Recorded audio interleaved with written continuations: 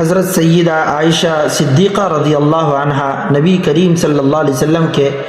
بالوں کی چمک اور خوشبو کو بیان کرتے ہوئے فرماتی ہیں، صحیح بخاری کی روایت ہے، کأنی انظر الی وبیس الطیب فی مفرق النبی صلی اللہ علیہ وسلم وہو محرم۔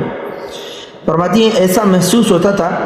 جیسے میں نبی صلی اللہ علیہ وسلم کے سر کی مانگ میں خوشبو کی چمک دمک کو دیکھ رہی ہوں جب آپ احرام کی حالت میں تھے۔ اور صحیح بخاری کی روایت ہے، حضرت ام عائشہ صدیقہ رضی اللہ تعالی عنہا سے ہی روایت ہے، فرماتی ہیں کہ نبی کریم صلی اللہ علیہ وسلم کے نرم اور نورانی بالوں میں کنگھی کیا کرتی تھی، تو کیا فرماتی ہیں، کنت ارجل رأس رسول اللہ صلی اللہ علیہ وسلم، فرمایا میں رسول اللہ صلی اللہ علیہ وسلم کے سر مبارک میں کنگھی کیا کرتی تھی، نبی کریم صلی اللہ علیہ وسلم کے مبارک بالوں سے خوشبو آتی تھی۔ اللہم